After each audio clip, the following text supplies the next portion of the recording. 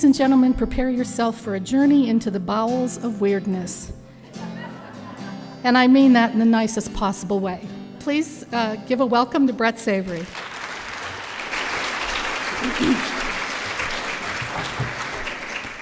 Brett, before we plunge into the actual questions, with your permission, I'd like to give the audience an idea of the way your brain works by reading the first sentence of your novel, The Distance Traveled, which my husband and I recently inhaled. Is that okay with you? Yeah. First absolutely. sentence, people. When the pig came crashing through my window, I wasn't sure what to think. And actually, it's my kitchen window to boot. When did your fascination with the weird begin? Oh, I don't know. I suppose I would have to go back to my, me and my dad would watch. I would be like 10 or 11 years old, and he would sit me down and we watch like The Exorcist and Halloween and horrible violent movies, and usually supernatural ones though. Less on the serial killer side, more on the weird kind of supernatural. But he would always sit me down and explain, like if you have any questions about anything, let me know. If he made it very clear that this is not acceptable behavior. And that this is all fiction, it's characters, it's storytelling, you have to separate the two. And so he watched that stuff with me and kind of like brought me through it and let me understand it. And I guess ever since then, I just sort of kind of gravitated toward that. And then in the 10th grade, I read Edgar Allan Poe's The Telltale Heart, and then I just kind of went from that to H.P. Lovecraft, Stephen King, Clive Barker, and that was it. Let's talk about ChiZine, the magazine. Where did the name come from? You have on your website there's a magazine and then a publishing company. Yeah. ChiZine Publications is looking for the unusual, the interesting, the thought-provoking. We look for writers who are also willing to take risks, who want to take the dark genre fiction to a new place, who want to show readers something they haven't seen before. Where did the name come from, and what's sort of the philosophy of why you started this? I guess in '97, I was just kind of like poking around on the internet, and I was like, hey, at that point, there was no real kind of market or specific area for strange fiction, like short fiction. So me and a friend at the time, we just kind of said, hey, let's start our own website. And so we did. And I just figured out how to do the coding by hitting right click and like properties and just like looking at how the code was made on other people's websites, and then just sort of like parsed it and figured out, so this does this line does that, and kind of reverse engineered it into my head so that I could make my own. And so I did that, and then we originally called it the Sick Fuckers Club. That was the original name, Sick Fuckers Club, and so I was trying to get members and writers involved in it, because we used to have like a membership list, and then so I got like people close to me, and then I sort of figured, well, if I'm going to make this kind of stay around on the internet, I'm going to ask published writers if they want to be a part of it. So I started just like emailing people, and like I said, email back then was like a new thing, and like, woo, it was groundbreaking. This is so cool. Then, yeah, it's like I can email authors. This is awesome.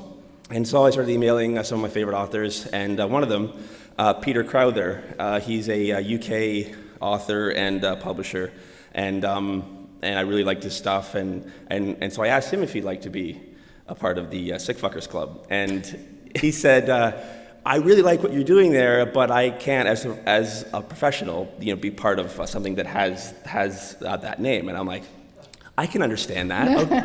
Okay. Okay. And so he sent me a list of like 6 or 7 options, and one of them was chiaroscuro. Of course. You know, the whole Caravaggio, like the light and shade thing. And so I said, well, that's pretty cool because, like, you know, like we're sort of in fiction, you know, we're doing that sort of light and shade thing. And so I said, okay, well, let's do that. And so it was Chiaroscuro magazine. And then so I just took the first hunk of that and stuck it into the last half of magazine. And, but if you say keyzine, how it would actually be, it sounds like it's a key. And then it's weird, and everyone's like, well, there's no key in your logo. There's no key. So I just wanted to avoid all that. So it's kind of like, it's like a new word now, I guess. It's actually kind of cool, too, because ki or she is like the energy in feng shui, too. Yeah, that could work, too. Yeah, we get all kinds of different pronunciations, like keyzine, ChiZine, ChiZine, and then also we got ChiZine, you know, thinking it's like a French, you know, company or something, and okay. Well, you say so tomato. Almost everyone gets it wrong, so you got it right. That Very was nice. Yeah, very well done. So you eventually became a book publisher, too, for the same reasons? There was a lack of basically avenues for writers who do this. Yeah, we, Sandra and I, we in 2008, I'd always wanted to sort of expand it into actual publishing, like real books. But there was never a real sort of, you know, because like I worked at Scholastic and Sandra worked at YTV, so we had like full-time jobs, so it was really hard. Just, you know, it's like if we're going to do this, we have to really put a lot of time and effort into it, and we really couldn't then.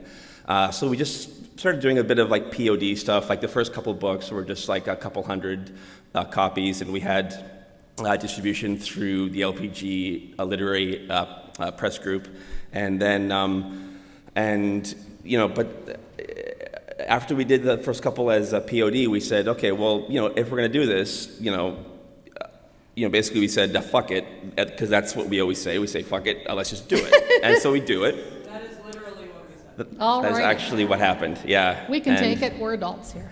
Yeah. So then we started doing the offset publishing and, you know, like real, you know, like thousands and thousands of copies and did literary press group, and then we moved to Diamond Books in the U.S. Distributes us, and then as of a couple of years ago, we were pursued by HarperCollins to do it in Canada and for global ebooks. So we did that. So in Canada, we're distributed by HarperCollins for the ebooks and for the trade books here, and then Diamond in the U.S. Awesome. And we've got foreign rights agents and film agents now, and it's really sort of pretty cool, huh? Snowballing, yeah, it's cool. Interesting that you use the words light and shadow, because I find so many corollaries to that in the research I did.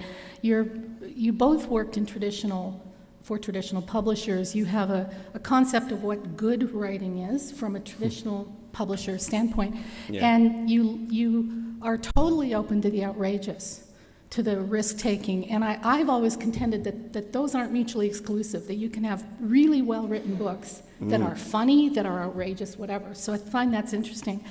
I'd like to share another passage from this novel, because it's about a lot more than outrageousness. In speaking of, this is novel, you're in hell. You find out very quickly, you're in hell. His version of hell, and trust me, it's a roller coaster ride. But in speaking about hell, the narrator says, "No doubt this place only became what it is because we created it in this image." That stopped me dead in my tracks. That, to me, was like something for part of my brain that's reserved for Jean-Paul Sartre, Timothy Finley. Like, it's you actually, and I could have pulled out a number of examples, but you are fascinated with the human condition, aren't you? I think I probably ended up having a fascination with that after reading Clive Barker's stuff, because he's probably at the top of my list for favorite authors.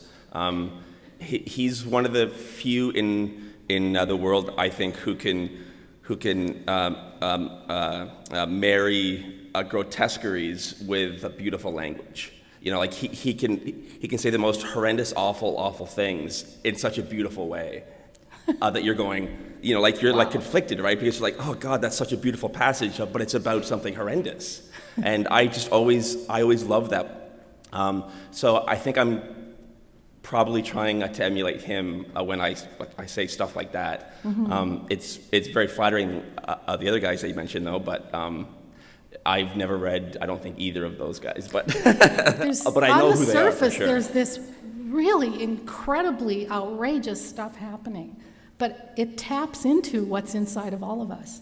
And it's very bold to go there, and fun too. I actually expanded that into a full novel. Oh, I get you a wow. copy if you want it. I'd love it, right, Rich? We would love them.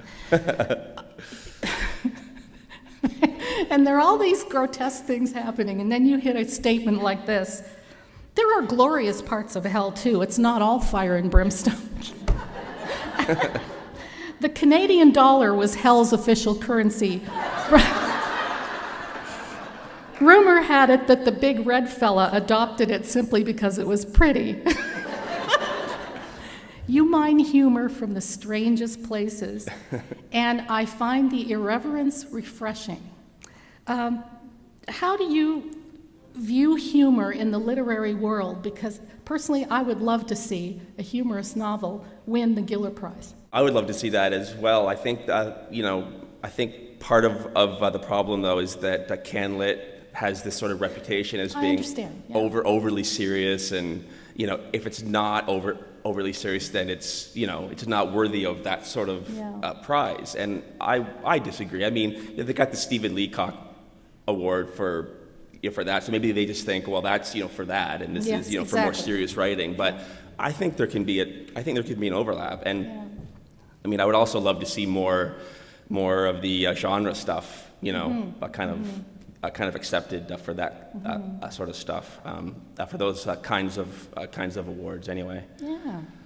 That'd be nice. Well, on the topic of humor, April was National Poetry Month, and on ChiZine, you started the tradition of annual Shitty Poetry Month to, as you put it, to revel in the glory of the badly written word. And I thought, yes. Go onto the website, seriously, and read the winners. They're so bad, they're good. Just curious, how do you feel about poetry as a genre? Do you write some? I wrote probably 3 or 4 poems when I was about 18, and I had them published in like a university, little newsletter thing, and that was really it for me. But Sandra is a poet and a very gifted poet, and she's won awards and grants and all sorts of great things, and has a couple of collections out, and she's fantastic. And I think that's why we can kind of get away with doing the whole Shitty Poetry Month, right? Because she obviously fun. It's really fun. It's really fun. But Sandra gets some blowback from people that say, "Well, I don't think that poetry is bad. All poetry doesn't have to be bad." And it's like it's that whole sense of humor thing where we're not, it's a joke. It's people. a joke, people. Yeah. Yes, and No, and there's 99% of everything is terrible. Including poetry. Yeah. Right? Movies, books, clothes. That's kind of the 1% of everything is actually awesome, and the rest is kind of eh. So let's get it down to a little bit about your process. When you write, do you tend to do a lot of drafts, or do you sort of have brilliance flow out of you right away? I would have to go with number 2. Wow. Yeah. Just kind of Wow. No, Alrighty then. I never do drafts. I never do any sort of outlines unless my agent asks me to. But when I start a new book or a new short story, I write the first sentence, and then my mind goes blah, blah, blah, and then I write the next sentence, and it all kind of each new sentence or each new paragraph for me comes out of the previous ones. Interesting. So because I sort of figure if I don't know where I'm going, the audience isn't going to know either when they read it. Mm-hmm. I will go back and do second draft and third draft and polish everything, but I don't start with any sort of I want to hit this, mm-hmm. and here is the ending. It's just sort of here's a thing, and then here's another thing, and then I guess I'll tie those up. Boop. Right, so it's kind of just like fly by the seat of my pants kind of writing. Well, it's whatever it is, it's working. Yeah. Well, thank you. I have no idea why I'm asking this question, but what's your favorite TV show right now? Are you a TV watcher? Yeah, What do you my watch? favorite of all time would be Breaking Bad. Ooh. That's an awesome, it's extremely well written, extremely well acted, everything about it I was just like, I love, and you have no idea where it's going to go. I think they write like me. They just kind of go, hey, let's do this, and then, hey, it worked, great. Yeah, so I love that show. Okay. And I could go on for a pile of other shows, like I love Hannibal, what's the True Detective. I don't know if anyone watched that, but that was extremely well done. Millionaire Matchmaker. A Millionaire Matchmaker is really well done.